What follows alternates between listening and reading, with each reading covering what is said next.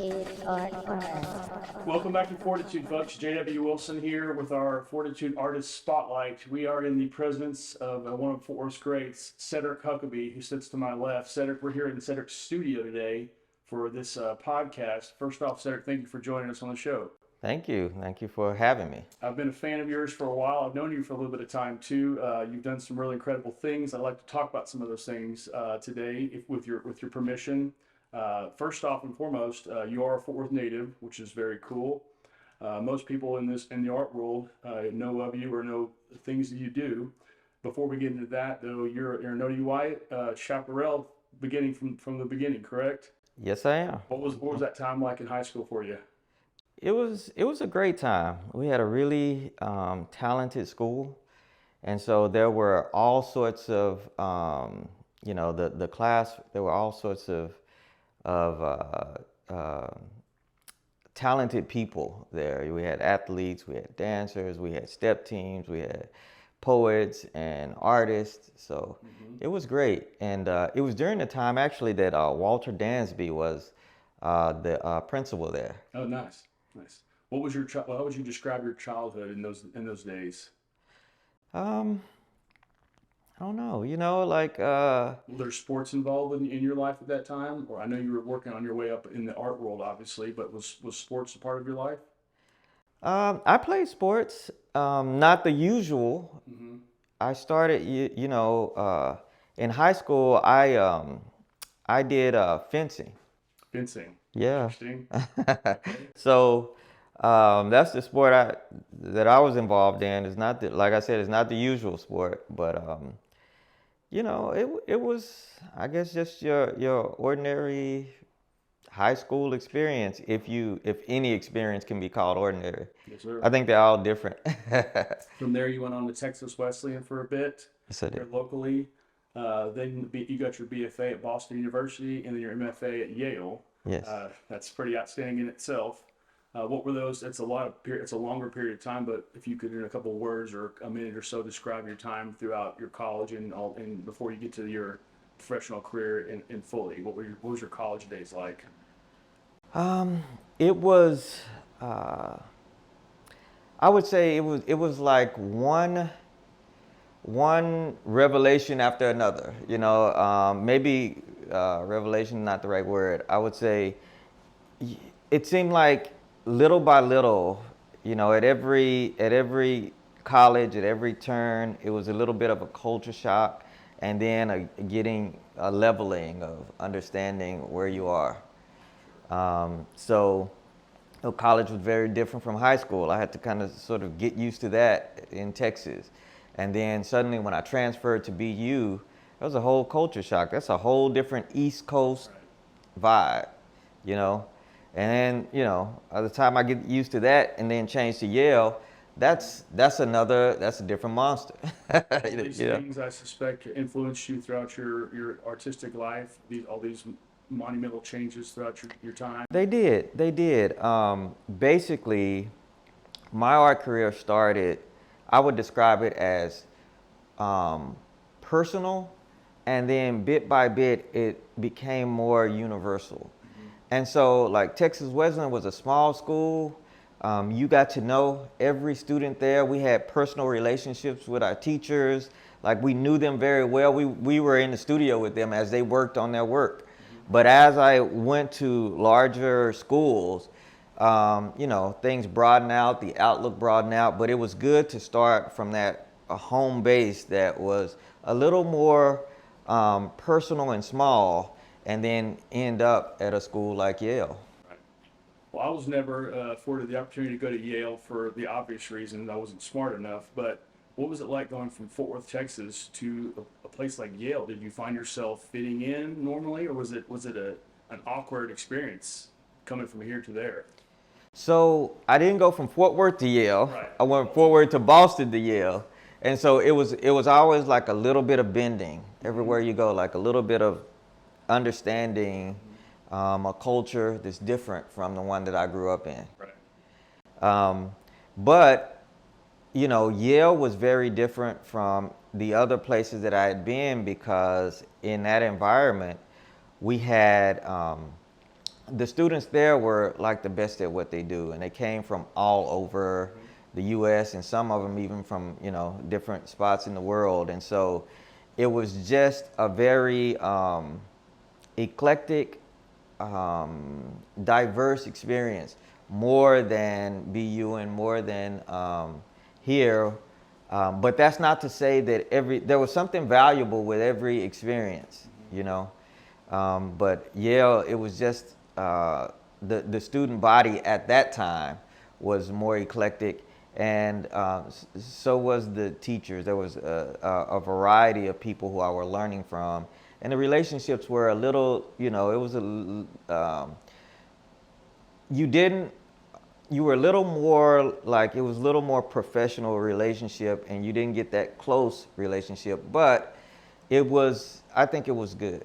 Any relationships from those days that you still remain strong for you? Did you make friends and with professors and other artists that you Sure, maintain? sure, many. Some of them have passed away at this point, but yeah, like there were various teachers there. I know, who am I thinking about now? Like some of my friends there, I keep in contact with them to this day, and they live in New York and in Boston and different places, but we stay in touch. And some of the professors too, you know, like some of them I'm not, you're at different layers or different relationships or different relationship levels, but yeah, I keep in touch with some. You're a painter, you're a draftsman, you're a sculptor, among many other things, in your artistic profession. These things have developed over time. Is there you've taught at Tarrant County Community College. You taught 16 years at UTA, professor of art and art history at UTA. You went from college and began your career, then you started teaching along that path. What was it like to be a teacher for you? Teaching is interesting too, and I think it's very similar. It was a process. I had always been involved in teaching, and when I was in art school, I never saw myself as a teacher, but I was always, you know, I would do something like I was the teacher assistant in Yale. I was a teacher assistant at BU. Before then, I taught in programs that were here. I'm trying to think of some of the names of those programs, but I was always teaching, so it was like a continuation of that. I never saw it. I never thought about it. And I did think about it after I started doing it professionally, you know, in the university. But way back when I started, it was just, you know, it was what I did. So it was a very natural progression to teaching. I might have skipped forward a little bit too fast, but was there a time in your early life, and I think I've seen people ask you this in previous interviews, but when you knew that you had something to say to the world, you had something to offer the world with your talent, was there a pivotal moment in your life when you knew that, man, I know what I'm doing with myself. This is it. Was there a time that happened for you? You know, so I was somewhat of an introverted kid, and because I was introverted, art was sort of natural because you can kind of sit by yourself and do it. And so, you know, as a young person, I knew I wanted to do something with art. And there was a certain point in my life where that could have been a lot of things, but I knew I wanted to do art. And when I learned up under, I took a special course through the Imagination Celebration. And that's a program that Ginger Head started. I started taking painting classes from an artist named Ron Tomlinson here in the rooms at the back of the Modern. They used to have these special classes for young artists. And Ron was the one who suggested that I go to college for fine art. And at that point, it kind of, you know, fine art was the definite direction. That's wonderful. You also work with a couple other guys you mentioned before we got started here, Jack Barnett and Dr. Eddie McAnthony. Jack Barnett, who is Jack Barnett to you? Jack Barnett was another one of the very influential professors that I studied with. He's a local artist. He has a show up right now at Valley House Gallery. And he, maybe once this airs, the work might still be up there, or they'll have works there. But Jack studied at the Pennsylvania Academy, and Ron studied at Boston University. And so it was it was wonderful being able to just get real close to their work, get their mentorship, get their teaching, their guidance, and even what we were able to do at Texas Wesleyan was we had our studios in the same building as them, so we got to see them work, and that was pretty important as well. Tell us about Dr. Eddie McAnthony. So Dr. McAnthony, I never took a class from him in school, but I've always known about his gallery for many years. His gallery's been in Fort Worth. Anybody who was around probably remember him teaching at Tarrant. Back then it was TCJC.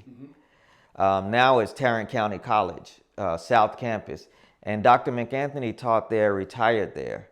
He was the first black art professor in Fort Worth, city of Fort Worth.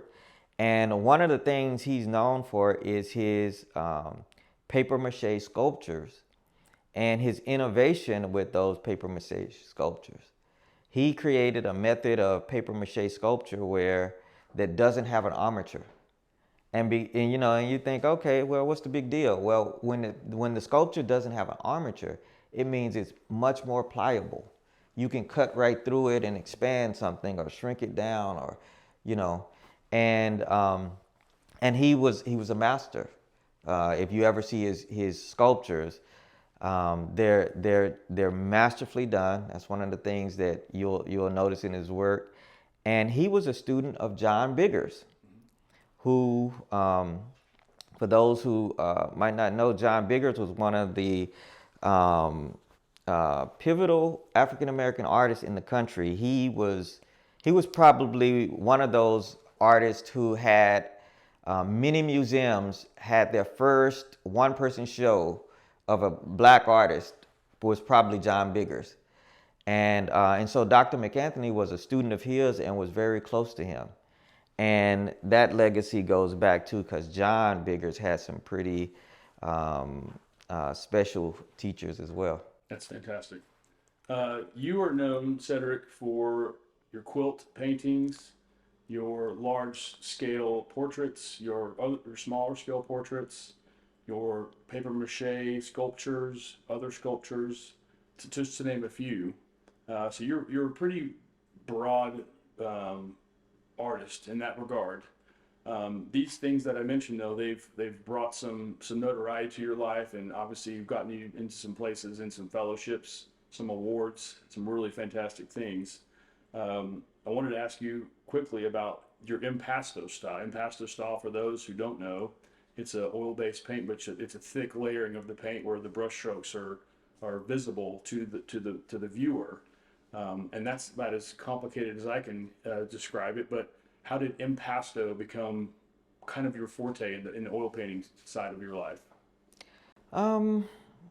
That's interesting too, because it at some point during the painting process, I learned that I love paint, like just thick paint, thick impasto.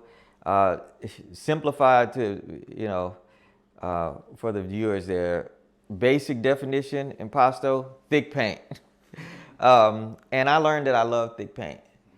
And I can remember one day in college working on a self-portrait and just like swirling the paint around on the portrait and piling it up and just, watching the different colors and how they, the look of them on the surface. And so, that was a major part. That's one of the things a lot of people know about my work is the thick paint. And some of which, at a certain point in time, some of the pieces actually became sculptural. So they were almost like relief painting. But that's a part of the painting practice, but not the only thing. You know, like I do glazes sometimes when I paint, washes,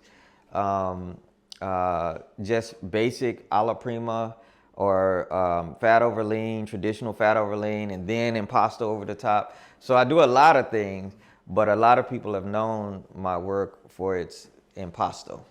Is there a method to your madness, and how, as far as what you're going to do on a particular time or a day or a show?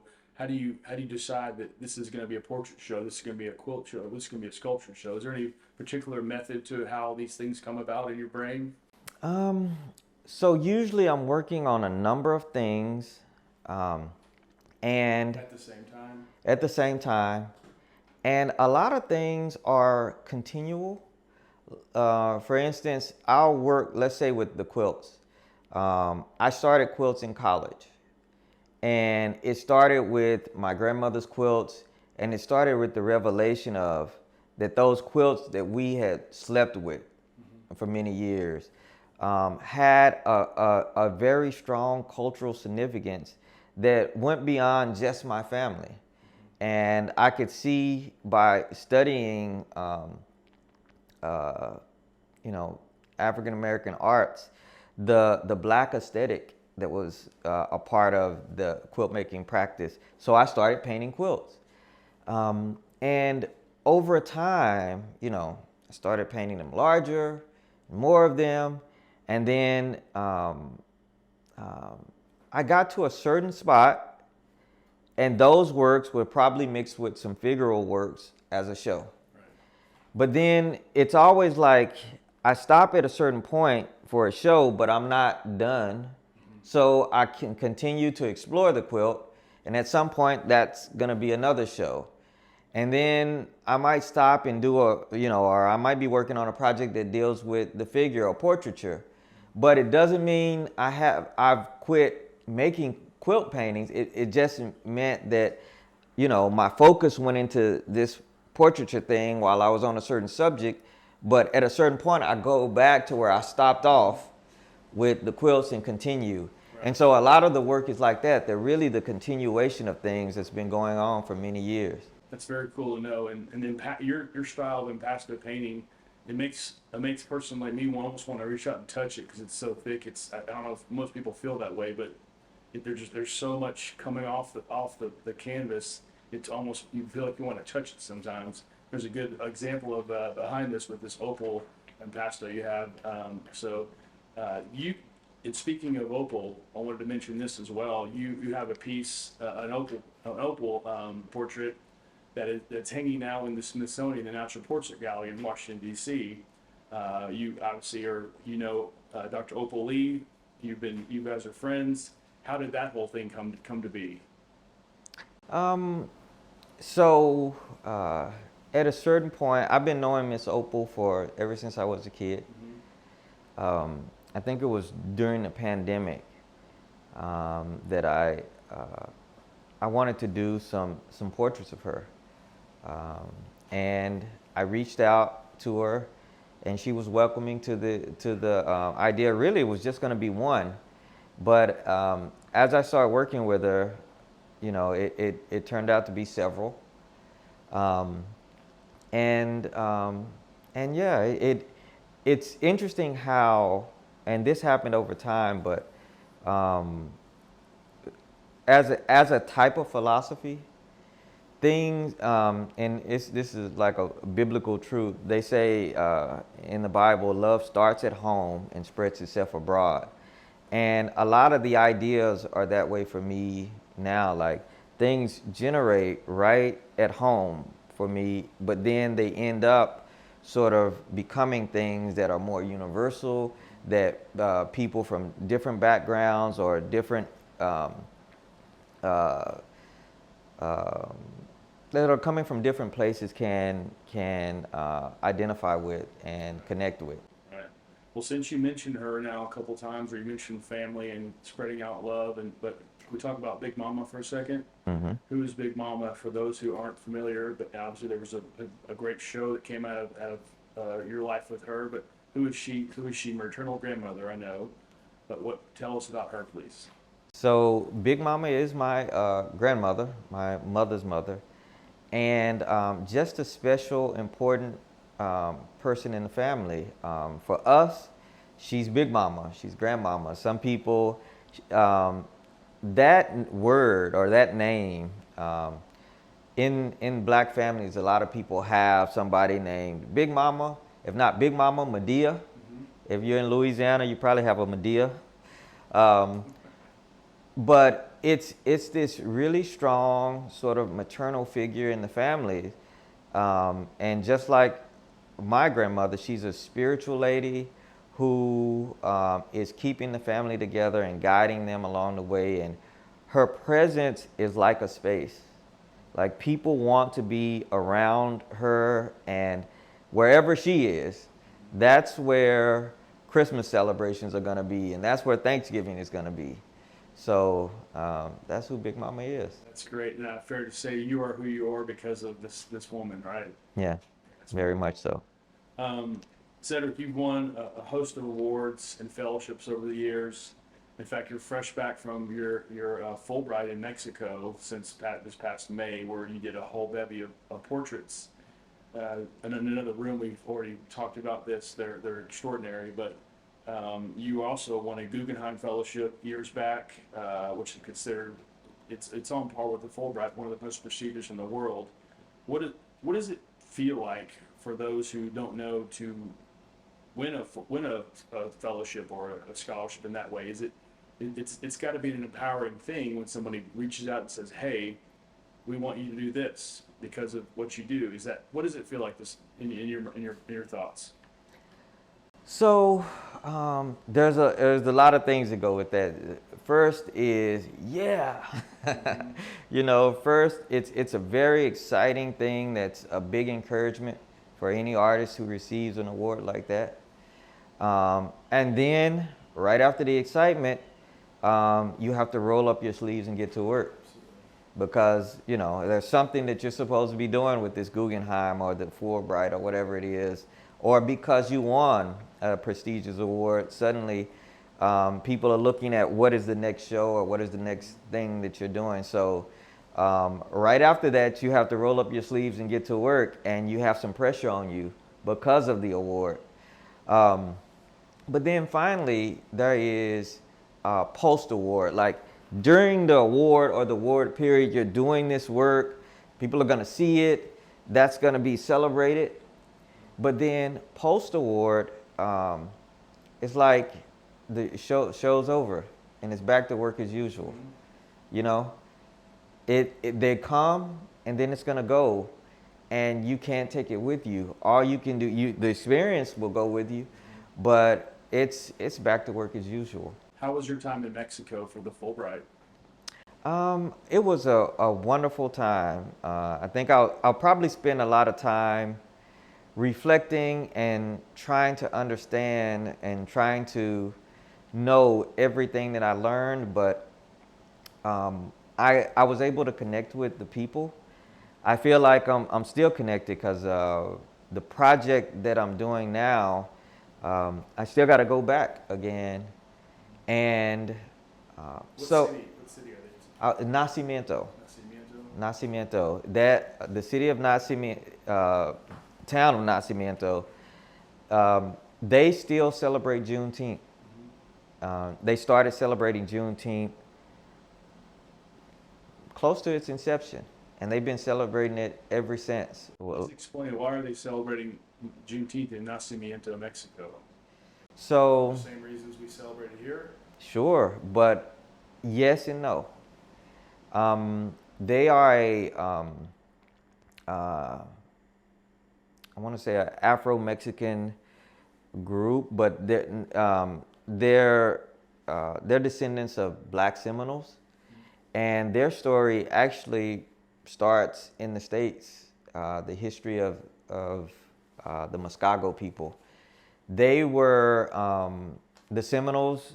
A lot of people will know just through history that they had tribes in Florida.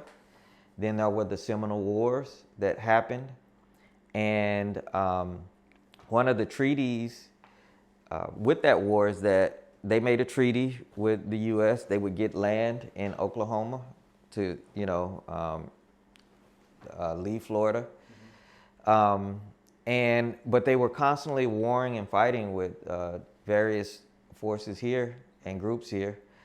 And they didn't find that it was so welcoming, and the what we know as the Trail of Tears. People thought they would die before they got there, but they were resilient. But because there was continued warring, they ended up making a deal with the government of Mexico to protect the borders of Mexico from the U.S. And that was because what a lot of people don't know is we, historically, there's a lot of talk about the Underground Railroad, like blacks escaping, going east. But there was a lot of blacks escaped and ran to Mexico, south. And so there was slave catchers and Texas Rangers and different people who were going into Mexico to try to catch runaways to bring them back. And it caused a lot of conflict with the communities there. So they were protecting the Mexico from people coming in, trying to with the trouble and stuff it was causing. And so their Black Seminoles, how that sort of works is sometimes runaway slaves would join themselves to the Seminole tribes, and they would welcome them in. And they became interlocked people. They became a group. And so that's why they were constantly under, people trying to steal back ex-slaves or children of slaves or whatever it was. And once they moved to Mexico and Texas was finally, they made the declaration, no more slavery here. Mm-hmm. It meant that their descendants here in the States were free. It meant that the end of the warring, people running, trying to take slaves back. Mm-hmm. And it meant that they would get their land for the work that they've done. And so their celebration is a celebration of freedom. And it's also the beginning of their town and their community there. That's fascinating. Thank you for sharing. I got to believe this meshes very well with your relationship with Dr. Opal Lee and your portrait and all that stuff because of her significance. That's an amazing connection right there. So moving a little bit forward, your works have hung or are hanging in places like the Whitney, the Blanton, the Nasher, the Art Institute of Chicago, Fine Art Museum of Boston, the Amon Carter, San Francisco Museum of Modern Art, just to name a few. I mean, the point of saying all that is you're an accomplished artist, Sedrick. Do you recognize your accomplishments? I mean, do you feel like you've done something significant in the art world? I've always wondered this about you because people that know you are fans of your talent, but do you feel successful and accomplished? I always feel like, personally, I feel like people in the area see me as such, but I think I'm less visible in the larger scheme of things. Mm-hmm. I think I have accomplished a lot. And some, pretty interesting accomplishments. Those museums you named, and there's some others that I could point out, but no, I don't feel as significant as what I feel like people see me as. The question is, I guess one question that I often deal with myself is, what do I want? Is that important to me? And it's just important that I'm able, I think, to accomplish the things that I set out to accomplish, and then let the work do what it's going to do, because I feel like once it leaves your hands and work goes out into the world, you don't have it's out into the world. People might accept it, they might not. It could go in a back room somewhere. But if I can accomplish those things and put them out into the world, then I'll leave it to the world to say if it's significant or not, or how they rank it or see it or whatever. This is a difficult question to ask you, but what's the biggest criticism? Do people have criticisms of your work, and could you share like what's a criticism? Because I can't imagine what that might be, but are people critical of your work ever? You know, it's a critical world. Everybody's a critic in some way or form. Yes, they are. You know, I've gotten favorable criticisms. I've gotten unfavorable criticism. You know, one of the things I never knew. I was making a big push once to get into a certain gallery in New York, but I didn't know that I was being judged or criticized because I was teaching a former president. That was like a negative for me, to them in their eyes. So, you know, like people have all kinds of things that you could never guess what the reason they're judging you one way or another.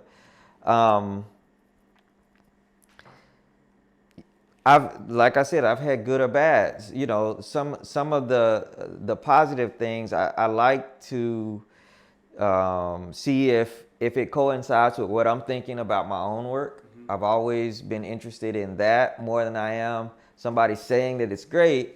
But if they see what I see, if you know, some of what I'm doing is being understood,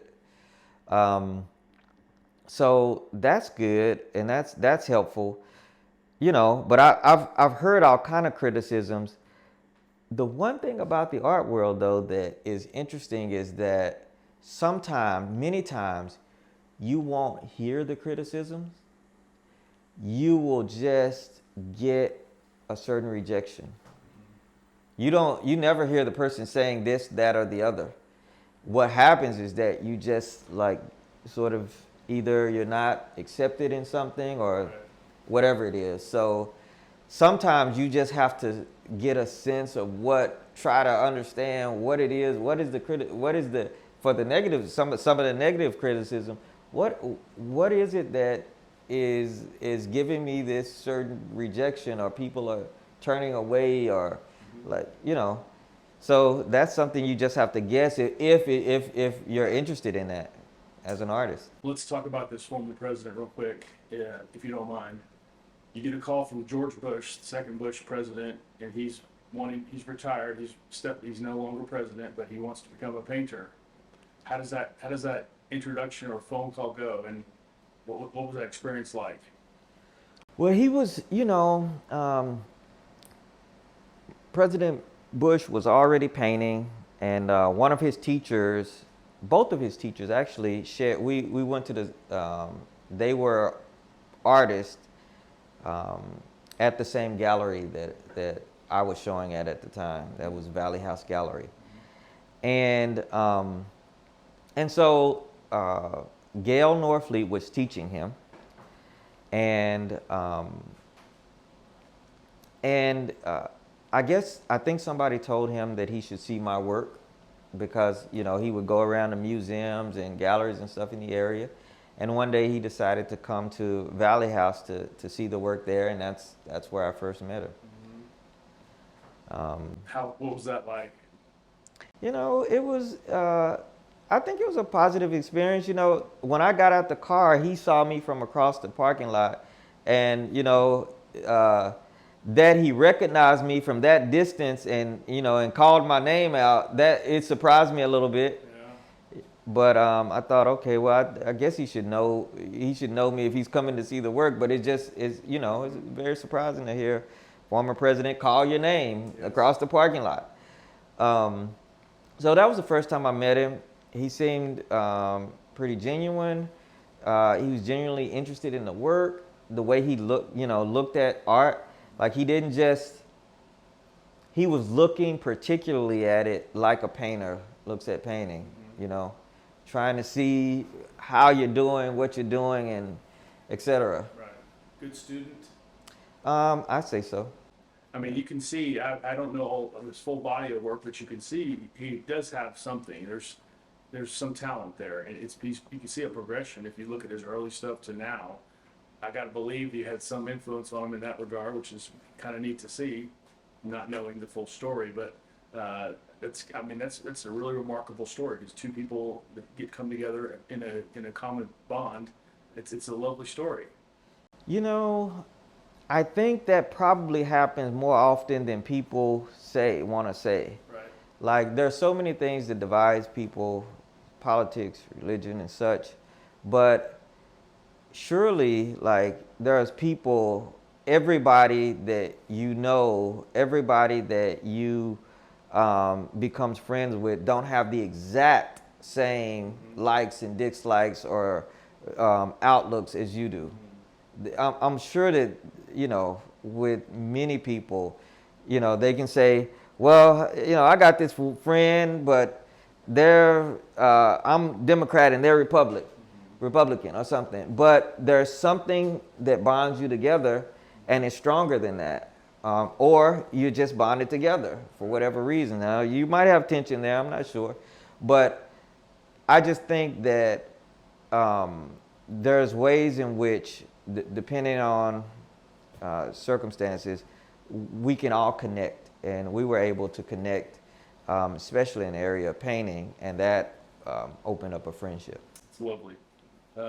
Current projects, anything you can tell us about what you're working on now? So usually, including now, I work on more than one thing at a time. So I'm working on this project for Juneteenth. The Fulbright project that I just worked on is a small part of a larger piece that's being created, where it's about Juneteenth, and it's a piece that is meant to show the international importance of it, the national importance of it, and the local importance of it. The piece literally is a sculpture of Miss Opal, and behind her is 500 portraits of people who celebrate Juneteenth. And on many of the portraits, there's writing from the interaction that I usually take notes and will write something on the drawing. And so one of the things that's missing from the drawings in Nacimiento is I have the notes, but they're not written on the drawings yet. So I'm still taking the notes and putting them on the drawings there. But it's this commemorative piece about Juneteenth. It's going to take a while because it's over 500 portraits that go with Miss Opal. And that's all. It's a story of Juneteenth to show the national and international connection and importance of it. I'm centering it around Opal because she was that sort of grandmother of Juneteenth who were pushing for it. And the 500 has to do with the over 500 people who, when Miss Opal and her family moved to the area, drug their stuff out of their house, burned it, and if I understood right, burned the house. That's correct. So this is over 500 people who are both local, national, and even international, who stand and celebrate Juneteenth along with her. And so, you know, that's what that has to do with. When I was doing this project with Mexico, I decided to make it 2 projects because as I was drawing the people and spending time and listening to people, I realized that this international story of Juneteenth is important. But also, this community is important as a community in and of itself, not attached to, not thinking about like the rest of the U.S. or anything, just who they are. So there's a project that now I'm also doing with them that's just about them. And then there's a few sculptural projects that are are a continuation of things that I've started but I haven't finished. So there's sculptures of birds birds in cages. That's a project called Blackbird. And the whole premise of that project, birds are really not meant to be in cage, but they're meant to fly. And in each one of the cages is a different type of blackbird. And it's a commenting on incarceration, because each of the birds have a specific environment, a specific ecosystem that they flourish in. And so it's about like looking at people and incarceration and thinking about that. And maybe incarceration is just the start with it. It's more broadly thinking about like the prisons that we can find ourselves in. Is Maya Angelou somebody you admire, and was that an influence on this project you mentioned? I know that poem. I know why the caged bird sings. That's immediately what came to mind. Is that part of this whole process for you? Really, it all. You remember how I said everything starts at home and spreads out. I was thinking about family members and people that I know, who some of which I think sort of either got caught in the system, but it wasn't, that could have been very different. And once you get caught up, like, you know, and you get a record and things like that, it's very hard for you to make it. And I think that in some ways, it's not all the time. There's a place for people who are doing bad things, you know, like they can't just be allowed to do that. But I think that there was a lot of situations that I know of that where people have been incarcerated, and it was, I think that situation could have been very different, like should have been very different. And there's a reason that our nation has more incarceration than I think many and most of the places. So that's about, it starts personally with the people that I know, and I'm using the poetry of birds to talk about it. Believe it or not, sometimes people can be more empathetic with like a bird than they can with a person. Yes, sir. Well, I got to see behind the curtain, so to speak, when I walked in. I saw the portraits, and I'm excited for the Juneteenth project for sure, because I just know what I've seen, and it's extraordinary. I think it's already going to be a success based on what I've seen. So, well done. Thank you. When you're painting, Cedric, generally when you're painting or doing one of your projects and you're alone with your work, what's going on in your head? Do you have music playing? What generally are you thinking about when you're working? It just all depends. You know, sometimes in the studio there'll be music playing. If there's a sitter, I'm thinking about the sitter, like the engagement with the sitter. When I was doing the portraits in Mexico, you know, those were all from individuals, and it was about like trying to get a likeness, but at the same time trying to listen to them. And in that case in Mexico, I'm not a good Spanish speaker at all, so a friend of mine, former student, was there with me interpreting. So, you know, in that situation, it's about being present in these various locations and with the people that you're with. Makes sense. And so each case is different. Like every painting, every project brings along a different set of circumstances, a different set of experiences, and which is something that I hope students get as they're going through school, is get to understand that art making can have different types of engagements and different types of experiences. Like, you know, a landscape painter's experience is going to be very different from a portrait painter's experience. It's going to be very different than just a studio painter or abstract painter who's making abstract paintings in a studio. They're all painting, but their experiences are very different. And a muralist. What is the most difficult thing for you personally to create artistically? Is there something that is really hard for you to do, if you mind me asking? You do so many things well. What's hard for you to do, or difficult? If anything, maybe it's all easy. I don't know. No, it's not. You know, the difficult thing is just, I would say just life in general. Mm-hmm. Balancing it, you mean?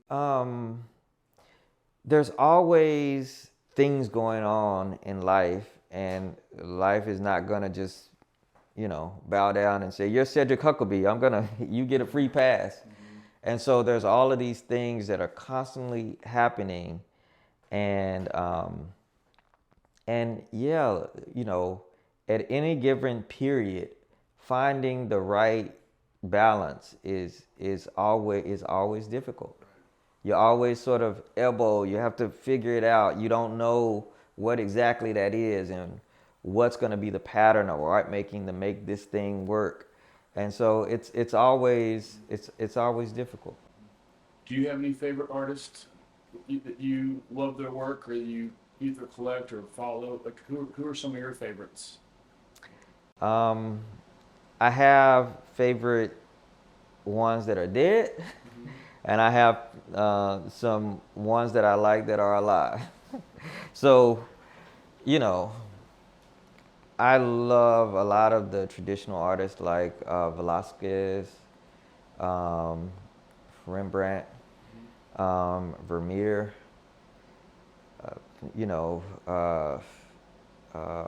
El Greco.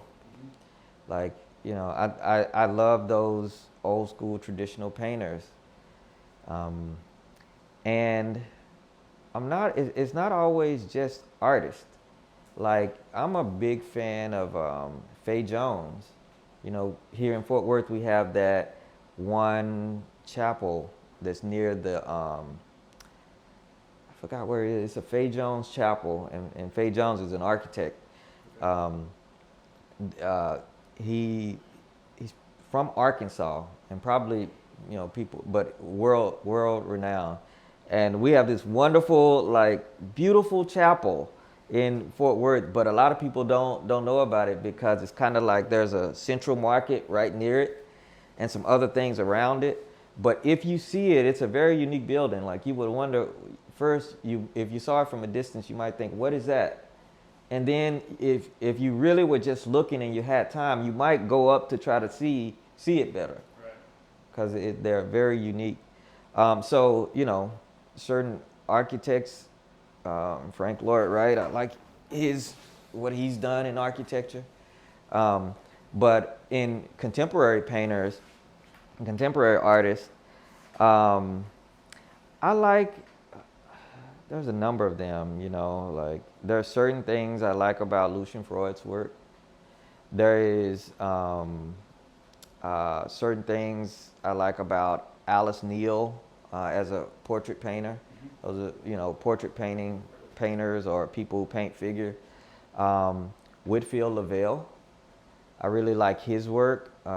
Some of my latest work with the sculptures and paintings that work together, there's a little bit of Whitfield Lavelle in there. Sure. You might see, and this is recent artist, but sort of not contemporary because he's dead, but Giacometti. You'll probably see a little bit of that as an influence to me. But then, I learned a lot from those artists that I named as my first teachers.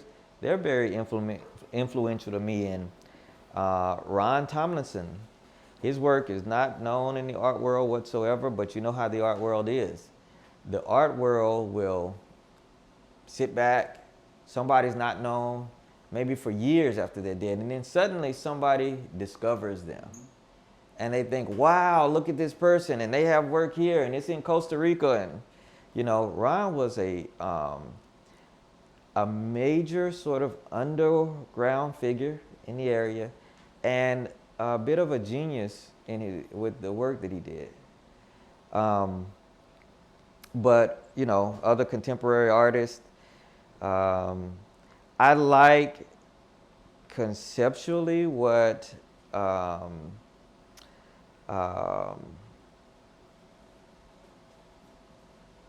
it's I want to say it's plenty of them. I'm thinking about what's his name, who does the hip hop figures in the Kahinde Wiley.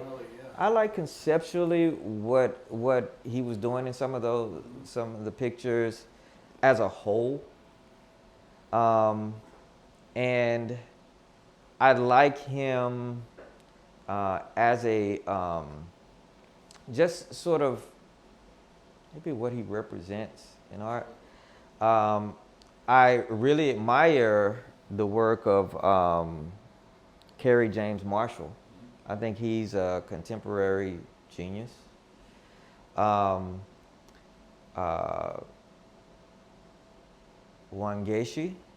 I think the modern has a Wangechi sculpture now. I guess there's plenty. We could keep going. I appreciate you sharing. With the last few questions we have, I'll let you get back to your work. Let's talk about the person you're married to. I met her before I ever met you, the lovely Letitia, an incredible artist in her own right. You guys have been married for a while. You have several children. Things are going well on that front. Letitia, she works with some quilts as well. When I've got to know her, how do you guys balance art and being a married couple? I've always wondered that about you two, because you're both making things. How does that work as a marital unit? I think the first thing, I guess, about us and art is from very early on. So, you know, as a young artist, I had done a lot of things in art, had some success. So when I first met Letitia, she was a documentary photographer, and I respected her work from the very beginning. And because I respected it so much, and I knew what art meant to me, then one of the things I wanted to do toward her and she wanted to do toward me is allow us to allow us to prosper. For instance, I have her best in mind, and she has my best in mind. And because of that, we find and make the compromises necessary for us both to succeed. So there's been plenty of times in the course of our careers where I'm a studio assistant, and I'm assisting her in what she needs. And then there's times where maybe she doesn't do as much work, and she's supportive of me. I spent 4 months in Mexico.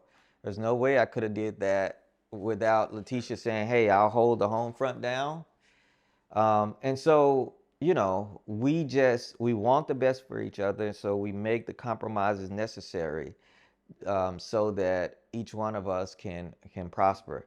The only way we lose is if we're both not accomplishing and going well. If only one of us is, and one of us is always having to be the studio assistant, then we lose. But we win when there's compromise and we both are going forward. And actually, when we all are going forward, because, you know, we're artists, but we got 3 kids. And we're not winning if we're out doing all of our art and our kids are not getting their parents there with them, supporting them and pushing them forward. So we win when we all win. If we're not all winning, we're not winning. That's a fantastic answer. One of the notable things you and Letitia did several years ago, you guys were responsible with, obviously with help for paying to end racism on the streets of downtown Fort Worth. How did that idea come about, if you mind me asking? You know, that time was full of a lot of turmoil. That was right around the time, you know, right after George Floyd cases, and a lot was going on. And I believe it started with Miss Peoples, Deborah Peoples. She was wanting to do something in Fort Worth to make a statement, and she reached out and started a conversation up with Letitia, and Letitia then brought me into the conversation, and things took off. Someone I wanted to ask you about, Shay Shay, your sister. You lost your sister a while back. Can we talk about her for a brief couple minutes? Sure. Who's Shay Shay to you, and what happened there? She's my sister, and it was really it was sort of we lost her. She was sick, misdiagnosed in the hospital, sent back without them doing the proper, you know, work and diagnosis and different things. And you know, that's basically what caused the fatality. She left with us her son, Beatrice, and you've seen him in a number of my pieces. And also, probably the big, one of the inspirations for doing the works that deal with life and death, where people are wearing the memorial T-shirts.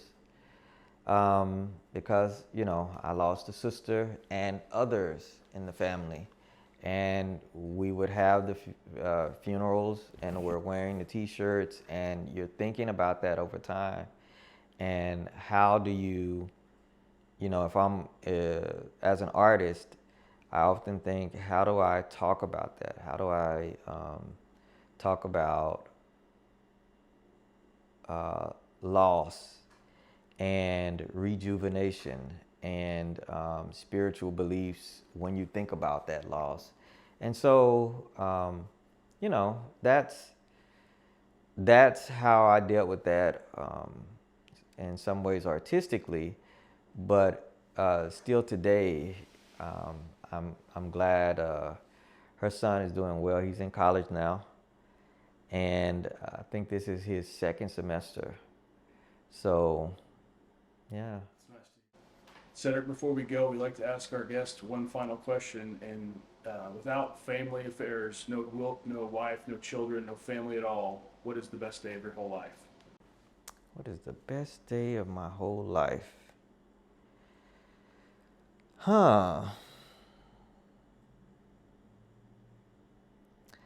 Well, that's a tricky question.